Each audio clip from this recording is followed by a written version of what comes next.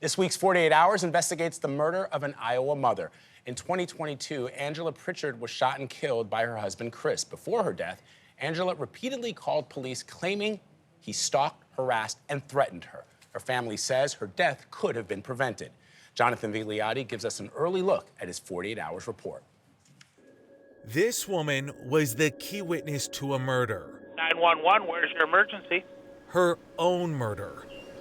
On the morning of October 8th, 2022, Angela Prichard was shot and killed where she worked at a dog kennel in Bellevue, Iowa. In the final moments of her life, she called 911. 911. Can you please get out of here? And named her killer. Chris Prichard, her estranged husband, fled the scene. He was captured about 16 hours later. Angela had lived in fear of Chris Prichard for months, says her sister, Wendy Budde. I remember saying something like, I knew something like this was going to happen. I knew it was. I knew it was. You have no idea what I go through every single day with him. No idea.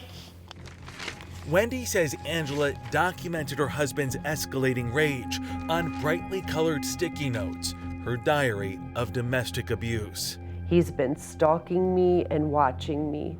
Very scared of him. I think Chris is capable of anything.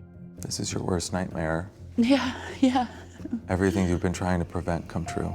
Everything I've been trying so hard to protect her and to keep her safe. Again and again, Chris Prichard violated a no-contact order, say Angela's sons, C.J. Hancock and Josh Close. Sitting outside of her house, following her, texting her, stalking her.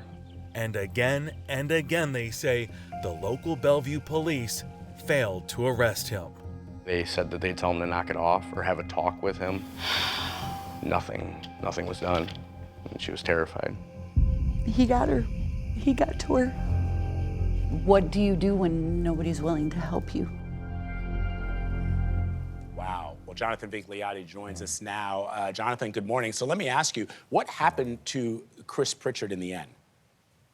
Yeah, Vlad, there was a trial. The jury deliberated for just about an hour. Ultimately, they found Chris Prichard guilty of murder. He was sentenced to life in prison without the possibility of parole. Angela's family says justice was served, but they argue that if the Bellevue Police Department took action sooner, Angela would still be alive today.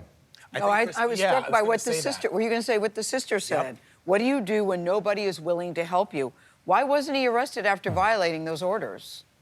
And Gayle, it's a great question, and that question's really at the heart of this story. Chris Prichard allegedly violated that no-contact order at least 12 times without a single arrest. Angela's family maintains that Chris Prichard had friendships with those 3 responding police officers, and those officers showed favoritism when responding to those many 911 calls. All right, Jonathan Vigliotti for us this morning. Thank you, Jonathan. You can watch Jonathan's report, Could Angela Prichard Have Been Saved, on 48 Hours tomorrow night at 10, 9 Central here on CBS and streaming on Paramount+.